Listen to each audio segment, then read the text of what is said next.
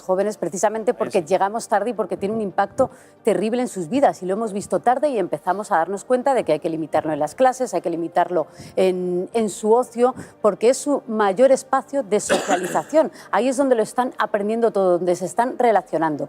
Tenemos claro que el consumo de pornografía afecta, ¿no?, a cómo entienden el sexo los menores. Eso lo tenemos claro. Pues el consumo de información único en redes sociales, porque es donde se mueven los jóvenes y los menores, afecta de la misma manera. Hay un debate sobre, creemos una red pública porque va a tener leyes buenas y no como estos algoritmos, ¿no? Que el problema no es quién lo controle el algoritmo, el problema es que no es transparente.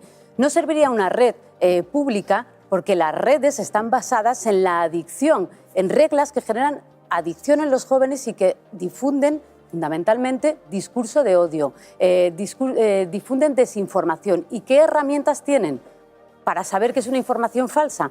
¿Qué herramientas tienen para saber que solo les está llegando un discurso de odio o un discurso de extrema derecha? No nos gustan las categorizaciones notas de comunidad, se está políticas, autorregulando por la pero gente. hay un algoritmo que no es transparente y que es un algoritmo controlado para favorecer ciertos mensajes. Y eso, una cosa es que no se puede prohibir a los jóvenes, pero otra cosa es que a las plataformas, claro que hay que exigírselo porque operan sobre nuestra comunidad, en los jóvenes que viven aquí, no en sus países, Entonces, es en los nuestros, entonces hay que regularlo aquí. Dejemos de enseñar la Segunda Guerra Mundial, la Primera Guerra Mundial, las conquistas españolas, dejemos de enseñar todo y vamos a cegar a nuestros hijos a que vivan o sea, la realidad de la vida es esa. Lo que dices es totalmente lo contrario a lo que yo digo. Es que la red solo te va a dar una información, no te la va a dar toda. Es un medio más. No te la va a dar toda. Venga, permíteme, es que al hilo de lo que dice Pilar, que me parece interesante, el otro día estuvo aquí Gabriel Rufián e hizo esta propuesta, atentos.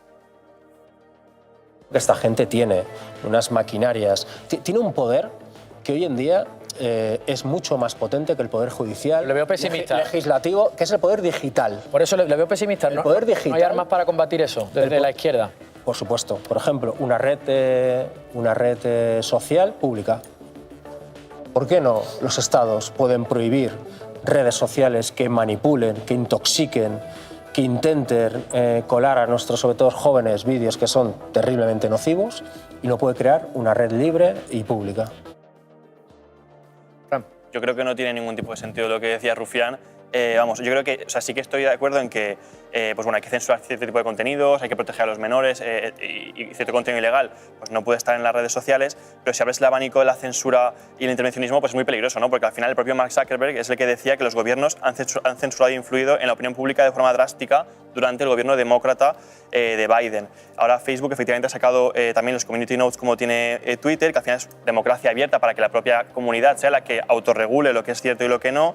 Y, de hecho, el propio Mark Zuckerberg decía que los fact-checkers que tenía antes han estado muy influidos políticamente y han causado mucho daño y mucha desinformación. De hecho, un último dato, en 2024 el gobierno de Estados Unidos hizo 600.000 solicitudes de censura a Facebook y 150.000 a Twitter. Es decir, una auténtica aberración. Entonces, si abrimos el abanico a todo, pues yo creo que no todo vale. Rafa. Sí, yo estoy, en eso estoy de acuerdo con vosotros. Es decir, yo estoy en contra de una red pública por una sencilla razón, porque el poder político cambia de manos.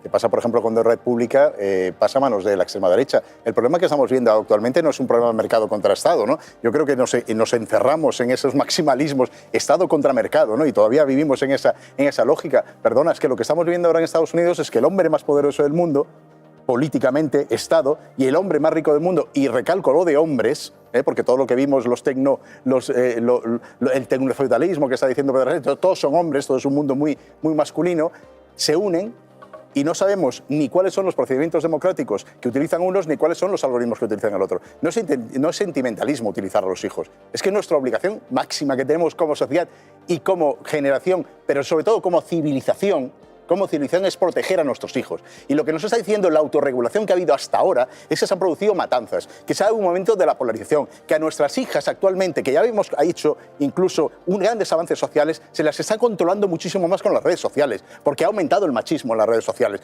Por tanto, nos tenemos que preocupar, claro que nos preocupamos de nuestros hijos, y claro que lo vamos a hacer todo para nuestros hijos. Y para eso, cuando vivimos en sociedad, otra cosa es que alguien se quiera ir fuera de la sociedad, como que la caverna de Platón. Si vivimos en sociedad, tenemos que regularnos en sociedad. Y nuestra máxima obligación es proteger a nuestros hijos.